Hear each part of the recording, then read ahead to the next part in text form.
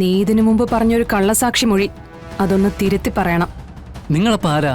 കൊട്ടേഷനാണോ?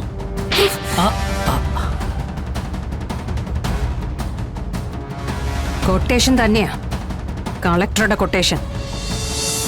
മഹേട്ടാ, അധികം സംസാരിക്കണ്ട. ഡോക്ടർ പറഞ്ഞത്. എടി, അയാൾക്ക് അങ്ങനെ പലതും പറയാം. എന്റെ അവസ്ഥ എനിക്കല്ലേ അറിയാൻ പാടുള്ളൂ.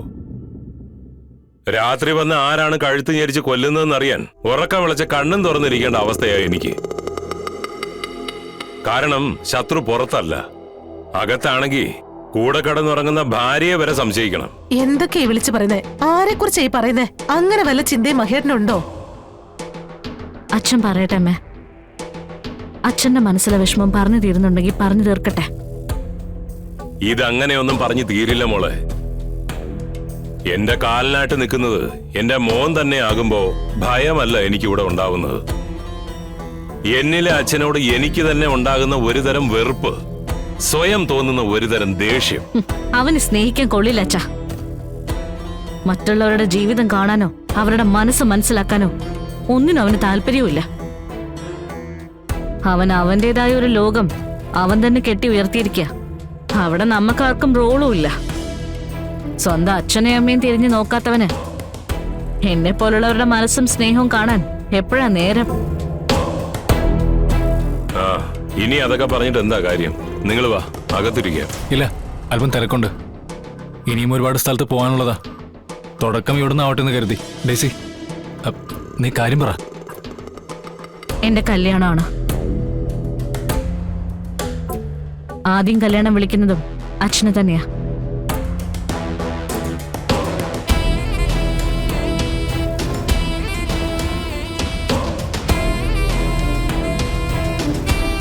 എല്ലാരും വരണം. വന്ന് ഞങ്ങളുടെ സന്തോഷത്തിൽ പങ്കുചേരണം. അങ്കിളിനറിയാം, ഞങ്ങളുടെ കസിനായ ഡേവിസ് തന്നെയാണ് വരൻ. എല്ലാ കാര്യങ്ങളും അറിഞ്ഞുകൊണ്ട് തന്നെയാണല്ലോ അവൻ ഡേസി വിവാഹം കഴിക്കുന്നത്. അതുകൊണ്ട് ഭാവിയിൽ ഇതുമൂലൊരു പ്രശ്നം അവരുടെ ജീവിതത്തിൽ ഉണ്ടാവാൻ സാധ്യതയില്ല.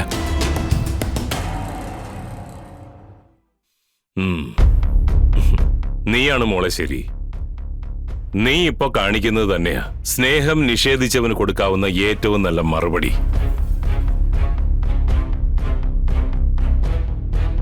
എന്റെ മകൻ, അവനെ ഞാനും എന്റെ മനസ്സിൽ നിന്ന് പറിച്ചു മാറ്റാനുള്ള ഒരു ശ്രമം നടത്തിക്കൊണ്ടിരിക്കുക. അത് എത്രത്തോളം എനിക്ക് സാധിക്കുമെന്നൊന്നും അറിയില്ല. എന്നാലും ഞാൻ എന്റെ മാക്സിമം ശ്രമിക്കും. കാരണം ഒരു മകനും ഒരു അച്ഛനോട് കാണിക്കാൻ പറ്റാത്ത ഏറ്റവും വലിയ ക്രൂരതയാ അവൻ എന്നോട് കാണിച്ചിരിക്കുന്നത്. അവൻ അവന്റെ സ്വന്തം അച്ഛനായി എന്നെ പോലും കൊല്ലാൻ നോക്കിയവനാ. പിന്നെ അവൻ മറ്റുള്ളവരെ വെറുതെ വിടുവോ? മോള് സൂക്ഷിക്കണം. അച്ഛനെ കൊല്ലാൻ നോക്കിയ മകന് കാമുകിയെ ഇല്ലാതാക്കണമെന്ന് തോന്നാൻ വലിയ ആലോചനയുടെ ആവശ്യമൊന്നും വേണ്ടിവരില്ല. അതുകൊണ്ട് കരുതിയിരിക്കുക. ഒരായുധം നിനക്ക് വേണ്ടിയും അവൻ സൂക്ഷിക്കുന്നുണ്ട് എന്നുള്ള ഉറപ്പിൽ തന്നെ ജീവിക്കുക. ബാക്കിയൊക്കെ വരുന്നത് പോലെ വരട്ടെ. ഞാൻ ശ്രദ്ധിച്ചോളാം അച്ഛാ. എന്നാ പിന്നെ ഞങ്ങൾ ഇറങ്ങുന്നു. എല്ലാവരും കല്യാണത്തിന് വരണം. മോളെ, ഞങ്ങൾ ഒരുപാട് നേർച്ചകളും വഴിപാടുകളൊക്കെ നടത്തി ഉണ്ടായ മകനാണ് ശിവൻ. അതുകൊണ്ട് അവൻ എന്ത് തെറ്റ് ചെയ്താലും ഞങ്ങൾക്ക് ശപിക്കാൻ പറ്റില്ല. അച്ഛനെ കൊല്ലാൻ വന്ന മകനോട് അച്ഛന് ക്ഷമിക്കാം, പക്ഷെ മറ്റുള്ളവരോട് ക്ഷമിക്കാൻ പറയരുത്. കാരണം പക, അത് പകരം വീട്ടിൽ തന്നെ തീർക്കേണ്ടതാ.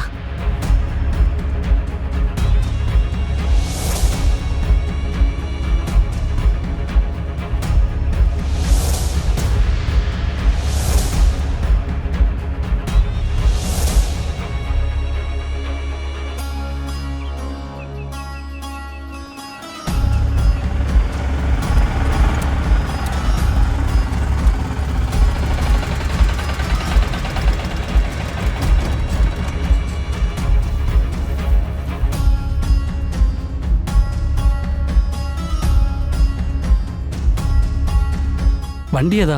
ഓട്ടോയോ? ഓട്ടോ ഇവിടെ പണിയില്ലല്ലോ. ഓട്ടോ ഇവിടെ പണയം കൊണ്ടുവന്നതല്ല. ഞാനിവിടെ വന്നത് സോമശേഖരൻ സാറ് പറഞ്ഞിട്ടാ. എന്താ കേസ്? വണ്ടി പൊളിക്കാനോ മറ്റാണോ? സോമശേഖരൻ സാറ് പറഞ്ഞ കാശ് ഞാൻ കൊണ്ടുവന്നിട്ടുണ്ട്.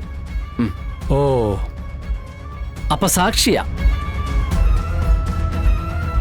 ഞാൻ സാറിനോട് പറഞ്ഞിട്ടുള്ളതാ, ഇതുപോലുള്ള നക്കാപ്പിച്ച കേസുകൾക്കൊന്നും എന്നെ ഇടപെടുത്തരുതെന്ന്. നമ്മുടെ സമയവും പോവും, കയ്യിലൊന്നും തടയുമില്ല. ഇത് സംഗതി പുളിങ്കൊമ്പ് തന്നെയാ. ദേ, ആളവിടെ വെയിറ്റ് ചെയ്യുന്നുണ്ട്. ഒന്ന് വന്ന് കണ്ട കാശിന്റെ കാര്യത്തിൽ ഒരു തീരുമാനത്തിലെത്തിയ നമുക്കങ്ങ് പോവാലോ. അതെ, ബാർഗൈൻ ചെയ്യുന്ന പരിപാടി ഇല്ല, പറയുന്ന എമൗണ്ട്. അങ്ങനെ തരുന്ന ഒരാളെ തന്നെയാണ് ഞാൻ കൊണ്ടുവന്നിരിക്കുന്നത്. ഒന്നാ ഓട്ടോന്റെ അടുത്ത് വാ മാഷേ, വാ വാ.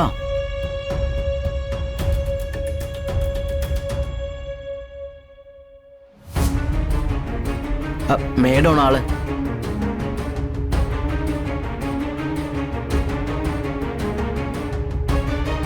സോമശേഖരൻ സാറിന്റെ സ്ഥിരം ആളാണ് അല്ലേ? സോമശേഖർ സാർ പറഞ്ഞാ പിന്നെ അനുസരിക്കാതിരിക്കാൻ പറ്റില്ലല്ലോ. എന്താ ഞാൻ ചെയ്യണ്ടേ? സ്റ്റേഷൻ വരെ ഒന്ന് വരണം. നീ ഇതിനു മുമ്പ് പറഞ്ഞൊരു കള്ളസാക്ഷി മൊഴി അതൊന്ന് തിരുത്തി പറയണം. നിങ്ങളപ്പോ ആരാ? കൊട്ടേഷനാണോ?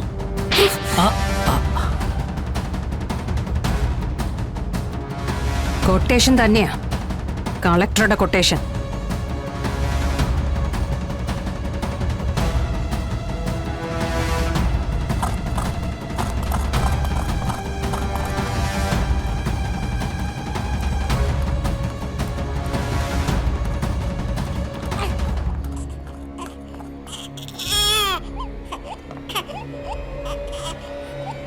ഇച്ചിരി കറിയും കഴിച്ചേ മോളെ.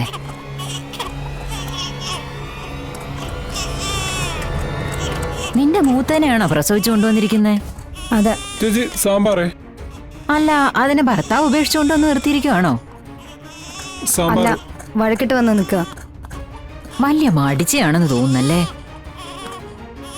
ആ കൊച്ചിനെ എടുത്തൊന്ന് പാല് കൊടുത്തിരുന്നെങ്കി കൊച്ചിന്റെ കരച്ചിലൊന്ന് നിന്നേനെ.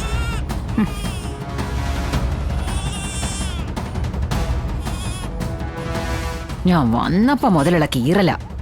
ചെന്ന് അതിനെന്തെങ്കിലും കൊടുക്കാൻ പറ മോളെ.